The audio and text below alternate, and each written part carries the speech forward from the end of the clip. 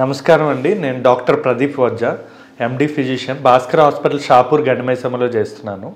ఈ మధ్య చాలామంది పేషెంట్స్ మన దగ్గరికి వస్తున్నారనమాట. లైక్ బర్త్ డిఫెక్ట్స్, లేదా అబార్షన్స్ అని, లేదా హార్మోనల్ ప్రాబ్లమ్స్, లేదా చిన్న వయసులో 5-6 సంవత్సరాల్లోనే షుగర్ రావడం, ఇలా వచ్చి నాకు కలవడం అనేది జరుగుతుందన్నమాట. సో వాళ్ళందరూ కూడా హిస్టరీ తీసుకునేటప్పుడు ఒక నిజం అంటే నేను వాళ్ళకి అడుగుతూ ఉంటా, మీ ఫ్యామిలీ హిస్టరీ అవన్నీ అడిగేటప్పుడు నాకు ఒక నిజం తెలిసిందండి. ఏంటంటే వీళ్ళందరిలో కూడా మేనరికం అనే ప్రాబ్లం అనేది ఉంది. దాన్నే కన్సిగ్యూయస్ మ్యారేజెస్ అంటాం. అసలు అందుకే ఈరోజు మనం మెయిన్గా ఈ కన్సిగ్యూయస్ మ్యారేజెస్ గురించి, ఈ మేనరికం పెళ్ళిళ్ళ గురించి డిస్కస్ చేద్దాం.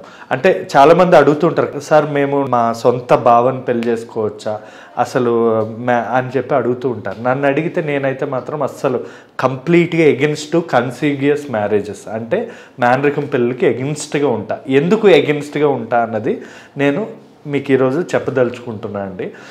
ఈ కన్సిగ్యూయస్ మ్యారేజెస్ అనేది వెరీ కామన్, ట్రెడిషనల్గా చాలా కామన్గా జరుగుతుంటుంది. మెయిన్గా హిందూయిజంలో హిందూస్ ఎక్కువగా చేసుకుంటారు, ఈవెన్ ముస్లిమ్స్ కూడా. ఫర్ ఎగ్జాంపుల్ హిందూస్ లైక్ సొంత ఫ్యామిలీలో అనమాట, అంటే మన మదర్ యొక్క సొంత అన్నయ్య, లేదా మదర్ యొక్క లేదా ఫాదర్ యొక్క సొంత సిస్టర్, ఇలా అత్త వాళ్ళని చేసుకోవడం అనేది హిందూయిజంలో కామన్. ఈవెన్ ముస్లిమ్స్ కూడా వాళ్ళు కూడా పెద్దమ్మ కూతుర్లు, అలా సొంత ఫ్యామిలీ అనమాట, అంటే ఫాదర్ మదర్కి సంబంధించిన సొంత ఫ్యామిలీలు చేసుకుంటూ ఉంటారు అనమాట. బావ అనో బామర్ది అనో, లేదా ఇలా ఎందుకు అసలు చేసుకుంటారు అంటే, ఈ కన్సిగ్యూయస్ మ్యారేజెస్ అన్నది ట్రెడిషనల్గా ఎందువల్ల వచ్చింది అంటే, మన ఫ్యామిలీలో పుట్టిన పిల్లలు మన ట్రెడిషన్స్ బాగా తెలుస్తాయి అనుకోవడం, లేదా ఆస్తులు పంపకాలు ఉంటాయి కదా, మనకే మన ఆస్తులు అనేవి ఉండడం, ఇలా మనకి ట్రెడిషనల్గా, లేదా మనకి ఏమైనా గొడవలైనా కూడా, అంటే వైఫ్ అండ్ హస్బెండ్లో గొడవలైనా కూడా ఫ్యామిలీలో ఉంటే మనం ఆ గొడవలు కూడా తొందరగా సాల్వ్ చేయడం అనేది ఈజీ అని చెప్పి, లేదా మోసం చేయడం ఇలాంటివన్నీ ఈ మధ్య జరుగుతున్నాయి కదా, అవన్నీ జరగకూడదు అని చెప్పి ఇవి ట్రెడిషనల్గా ఈ కన్సిగ్యూయస్ మ్యారేజెస్ అనేవి చాలా నాటి నుంచి ఫేమస్ అవుతూనే ఉంది, అంటే బాగా ఎక్కువగా జరుపుకుంటున్నారు. అట్ ద సేమ్ టైం ఈ కన్సిగ్యూయస్ మ్యారేజెస్ ఏవైతే ఉన్నాయో ఇవి ఈ మధ్య అవగాహన వల్ల కొంచెం తగ్గుతూ వచ్చిందండి హిందూయిజంలో, అంటే ఈ రిలీజియన్లో. బట్ ముస్లిం రిలీజియన్లో మాత్రం ఇంకా అవి తగ్గడం అనేది జరగలేదు, ఇంకా ఆ ట్రెడిషన్స్ అనేవి ఫాలో అవ్వడం జరుగుతుంది. అఫ్కోర్స్ ఈ కన్సిగ్యూయస్ మ్యారేజ్ అన్ని హిందూయిజంలో ఎక్కువగా ఉన్నాయి, బట్ తగ్గుతున్నాయి, అవేర్నెస్ అన్నది పెరిగింది. ఇంకా మీకు చెప్పాలి అంటే ఇవి ఎక్కువగా సౌత్ ఇండియాలో వెరీ కామన్, ఎక్కువగా Andhra Pradesh, first Andhra Pradesh, second Kerala, third Tamil Nadu, fourth Telangana, మొత్తం మన సౌత్ ఇండియాలోనే ఎక్కువగా జరుగుతున్నాయి అన్నమాట ఇలాంటి మ్యారేజ్. నార్త్ ఇండియాలో చాలా తక్కువ, అండ్ వరల్డ్ వైడ్గా కూడా చాలా తగ్గించేశారు ఇవి. సో దీనివల్ల అసలు ఎందుకు ఈ ప్రాబ్లం వస్తుంది అని తెలుసుకోవాలి. యాక్చువల్లీ మన ఫ్యామిలీలో మనందరికీ ఒకటే డిఎన్ఏ అంటాం, అంటే జీన్స్, జెనెటికల్గా మనకి డిఎన్ఏ ఒకటే ఉంటుంది, అంటే లక్షణాలు కానీ ఫీచర్స్ కానీ ఇవన్నీ ఒకటే ఉంటాయి. ఈ డిఎన్ఏ అనేది మన అందరికీ సేమ్ ఉండడం వల్ల మ్యూటేషన్ అనేది జరుగుతుంది. అంటే సేమ్ డిఎన్ఏ ఉన్నప్పుడు రెండు డిఎన్ఏస్ మ్యూటేషన్ జరగదు, అంటే కలవడం అనేది జరగదు. దానివల్ల అవి కలవకపోవడం వల్ల వాళ్ళు వ్యాధి నిరోధక శక్తి కానీ, లేదా అంగవైకల్యం కానీ, వాళ్ళకి పుట్టే పిల్లలు అంటే నెక్స్ట్ జనరేషన్ అనేది ఎఫెక్ట్ అవుతుంది. అఫ్ కోర్స్ నేను చెప్పేది ఏంటంటే అందరూ ఎఫెక్ట్ అవ్వకపోవచ్చు. ఇప్పుడు 100%లో 20% ఎఫెక్ట్ అయినా ఎఫెక్ట్ అయినట్టే. సో 80% నార్మల్ ఉండొచ్చు, కానీ 20% గురించే మనం బాదర్ అవ్వాలి.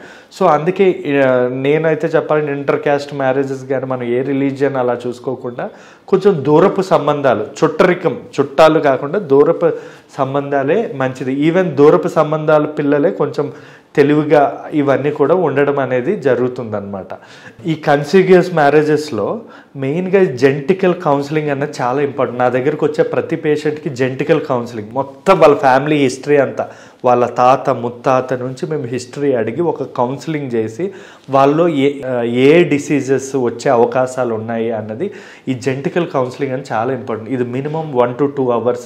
కొన్ని రకమైన బ్లడ్ టెస్ట్, అంటే క్యాన్సర్ రిలేటెడ్ అని, ఎస్ఎల్ఈ రిలేటెడ్ అని, ఫ్యామిలీలో ఉన్న కొన్ని రకమైన బ్లడ్ టెస్ట్లు అన్నవి మనం చేయాల్సి ఉంటుందన్నమాట.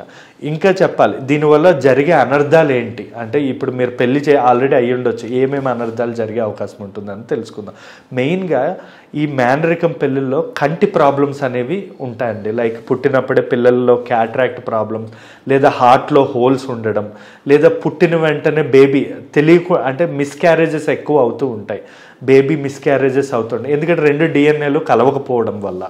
ఇంకా చెప్పుకోవాలంటే వీళ్ళలో చాలా మటుకు ఏంటంటే చెవి ప్రాబ్లమ్స్, పుట్టుకతోనే చెవిటిగా పుట్టడం, పుట్టుకతోనే బ్లైండ్నెస్, ఇంకా కొంతమందిలో ఏంటంటే అంగవైకల్యం అంటాం, అంటే కాళ్ళు సరిగా ఉండకపోవడం, చేతులు సరిగా ఉండకపోవడం, లేదా మెల్లకన్ను, కొన్నిసార్లు గుడ్డి కన్ను, ఇలాంటివన్నీ కూడా వస్తూ ఉంటాయి.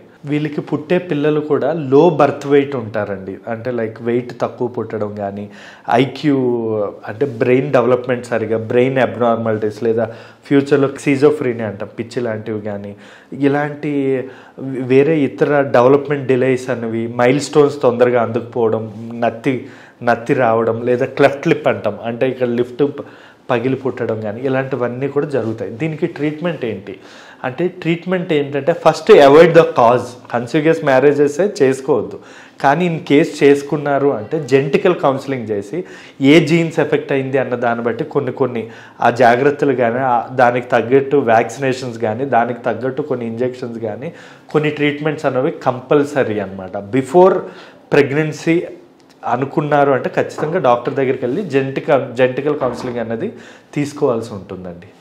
Thank you.